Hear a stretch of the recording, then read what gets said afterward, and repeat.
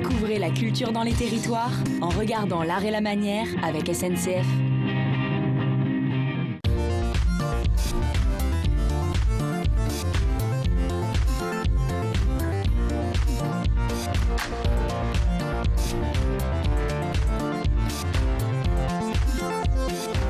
Sur une immense prairie bretonne de 12 hectares se dressent des géants de pierre.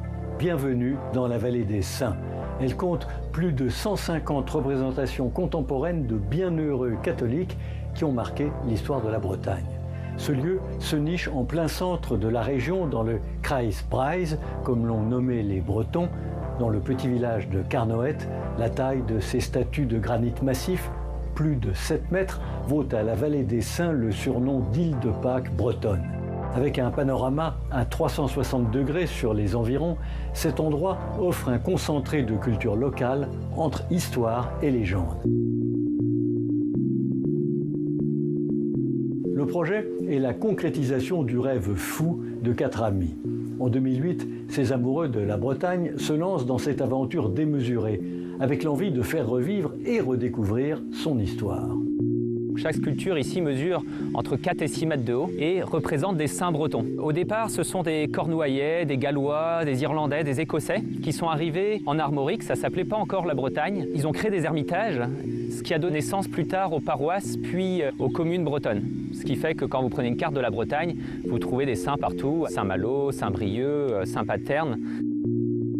Derrière chacun de ces noms se cachent des légendes fabuleuses nées de la rencontre de sculpteurs et d'habitants de la région. À force d'échanges, les récits se sont incarnés en géants de pierre.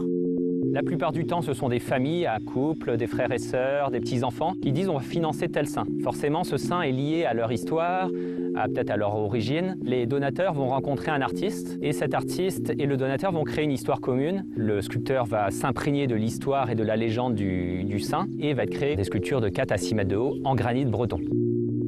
Cette pierre emblématique de la région se présente sous forme d'imposants blocs de 15 tonnes qui, en à peine 30 jours, sont transformés en nouvelles statues de saints.